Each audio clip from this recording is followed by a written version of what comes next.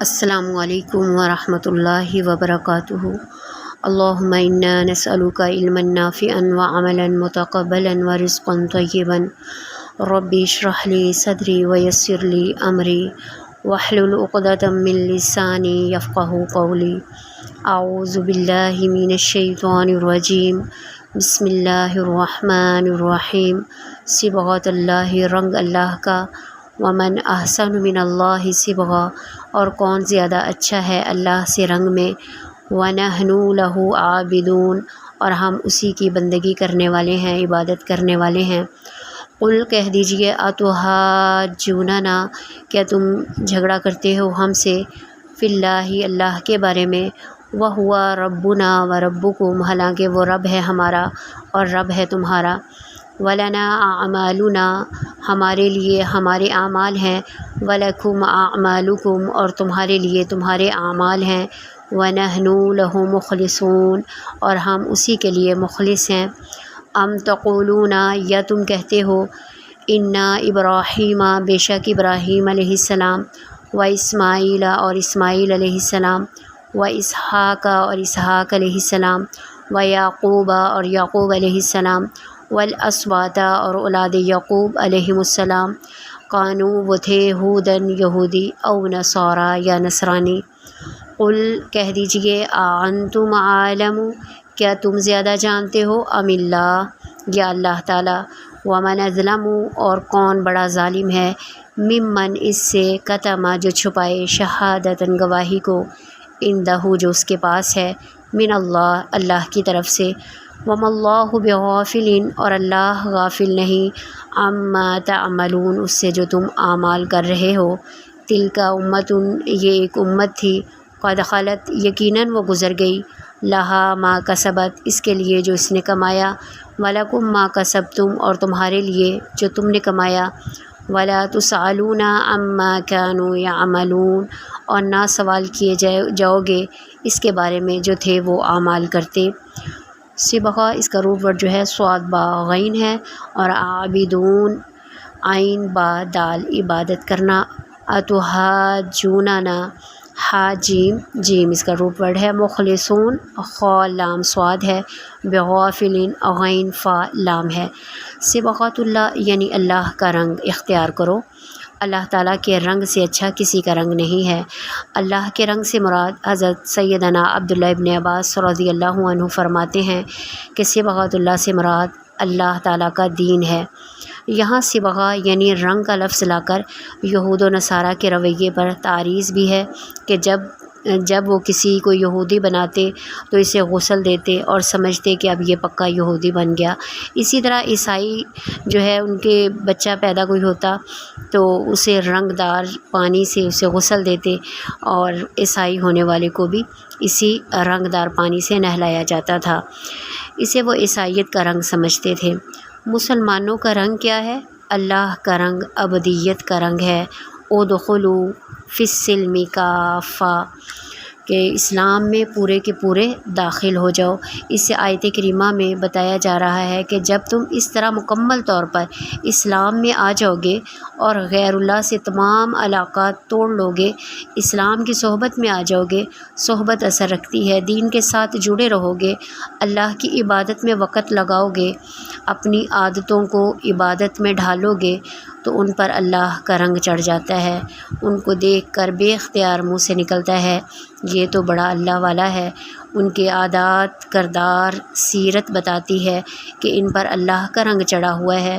یہود و نصارہ، اور پھر ہمیں یہاں توجہ دلائی جا رہی ہے کہ مذہب کے نام پر یہ ظاہری کارروائیاں مذہبی تکلفات کے سوا کچھ نہیں، حقیقی تبدیلی جس کے نتیجے میں ایک بہتر انسان وجود میں آتا ہے، وہ صرف اس صورت میں ممکن ہے کہ رنگین پانی کا رنگ نہ چڑھایا جائے، بلکہ اللہ کے رنگ میں دل و دماغ کو جو ہے وہ رنگا جائے۔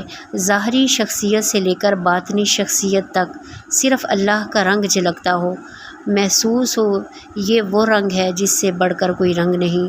جس طرح کپڑے کے اوپر رنگ کا اثر ہوتا ہے، ایسے ہی اسلام کا اثر مومن کے اوپر ظاہر ہوتا ہے۔ کپڑے کو رنگتے ہیں تو رنگ کپڑے کے اندر جو ہے، اندر تک اس کے ایک ایک دھاگے میں سرایت کر جاتا ہے۔ اسی طرح اسلام میری اور آپ کی زندگی میں سرایت کر جانا چاہیے۔ ہمیں ایسا کیا کرنا چاہیے؟ لقد کان لکم فی رسول اللہ اسوۃ حسنہ اپنانا چاہیے۔ یہی رنگ اصل میں ابدیت کا رنگ ہے، اسی لیے فرمایا وَنَحْنُ لَهُ عَابِدُونَ، اور ہم اسی کی بندگی کرتے ہیں۔ آگے اللہ رب العزت فرماتے ہیں اے نبی کہہ دیجئے کیا تم ہم سے اس اللہ کے بارے میں جھگڑتے ہو؟ یعنی اللہ کے بارے میں جھگڑنا، یعنی ان کا جھگڑنا جو ہے اللہ کی ذات، اللہ کے وجود کے بارے میں نہیں تھا۔ وہ نبی کریم صلی اللہ علیہ وآلہ وسلم کا انکار کرتے تھے اور قرآن مجید کا انکار کرتے تھے۔ تو گویا اللہ کے نبی، اللہ کے نمائندہ جو اللہ تعالیٰ نے بنا کر بھیجا، اور قرآن مجید جو اللہ تعالیٰ کا کلام الہی تھا، اس کا انکار گویا کہ وہ اللہ کا انکار ہے۔ تو یا پھر مفسرین کہتے تھے کہ یہود و نصارہ کہتے تھے کہ ہم اللہ کے محبوب اور چہیتے ہیں، ہم اللہ کے زیادہ قریب ہیں۔ اے نبی آپ کہہ دیجئے وَهُوَ رَبُّنَا وَرَبُّكُمْ، اور وہ ہمارا رب ہے اور تمہارا رب ہے۔ اس کی ربوبیت کسی قوم اور قبیلے کے ساتھ مخصوص بھی نہیں، وہ سب کا الہ ہے، سب کا رب ہے۔ لَنَا أَعْمَالُنَا وَلَكُمْ أَعْمَالُكُمْ، ہمارے لیے ہمارے اعمال ہیں اور تمہارے لیے تمہارے اعمال ہیں۔ اللہ تعالیٰ کا قرب تو انسان کو اس کے اعمال کے مطابق حاصل ہوتا ہے۔ اگر اس کے اعمال شرک اور ریا سے پاک ہوں گے، خالص ہوں گے، اللہ کا قرب حاصل ہوگا، وگرنہ نہیں ہوگا۔ وَنَحْنُ لَهُ مُخْلِصُونَ، اور ہم تو اسی کے لیے خالص ہیں۔ اگلی آیت میں اللہ رب العزت فرماتے ہیں یا یہ کہتے ہو تم کہ ابراہیم علیہ السلام، اسماعیل، اسحاق علیہ السلام اور یعقوب علیہ السلام، اور یعقوب ان کی اولاد یعقوب سب یہودی یا نصرانی تھے۔ کہو تم زیادہ جانتے ہو یا اللہ؟ اس شخص سے بڑھ کر ظالم کون ہوگا جس کے پاس اللہ کی طرف سے گواہی ہو اور وہ اسے چھپائے؟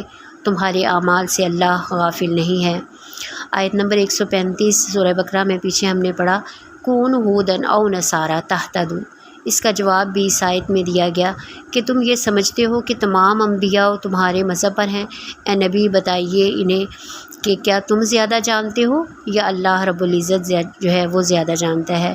اللہ کا یقیناً علم جو ہے وہ سب سے بڑھ کر ہے، اور اللہ تعالیٰ نے پہلے یہاں فرما دیا کہ ان تمام انبیاء کا دین اسلام تھا۔ اس سے بڑا ظالم کون ہے جو شہادت گواہی کو چھپائے؟ یعنی جو اللہ کی طرف سے آئی تورات نے بتا دیا، انجیل نے بتا دیا، نبیوں نے بتا دیا کہ یہود و نصارہ جانتے تھے کہ نبی کریم صلی اللہ علیہ وسلم اللہ کے سچے نبی تھے۔ انہیں معلوم تھا کہ اللہ کا قرآن سچا قرآن ہے۔ اس شہادت گواہی کو چھپا کر رکھا تو اپنی قیادت، سیادت اور حسد کی وجہ سے انکار کیا، شہادت کو چھپاتے رہے۔ جان لو اللہ تعالیٰ وَمَا اللَّهُ بِغَافِلٍ عَمَّا تَعْمَلُونَ، اللہ تعالیٰ تمہارے عملوں سے غافل نہیں ہے، تمہاری حرکات کو دیکھ رہا ہے۔ یہ آیت، یہ اس سے اگلی آیت جو ہے یہ آخری اس پارے کی تِلْکَ أُمَّةٌ قَدْ خَلَتْ لَهَا مَا كَسَبَتْ وَلَكُمْ مَا كَسَبْتُمْ وَلَا تُسْأَلُونَ عَمَّا كَانُوا يَعْمَلُونَ، یہ آیت جو ہے یہ دہرائی گئی ہے تاکیداً وضاحت کرنے کے لیے کہ ان لوگوں کے فضول دعووں کے متعلق آخری بات یہاں جو ہے کہہ دی گئی ہے کہ تلک امت، یہ جماعت، یہ انبیاء کی جو جماعت ہے یہ گزر گئی۔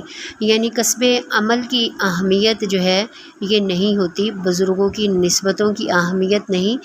اپنی تاریخ پر ناز نہ کرو کہ ہمارے آباء و اجداد وہ تھے، وہ انبیاء تھے، انبیاء کے جو تھے ہم ان کی طرف نسبتیں کرتے ہیں، ہم اللہ کے پیارے ہیں۔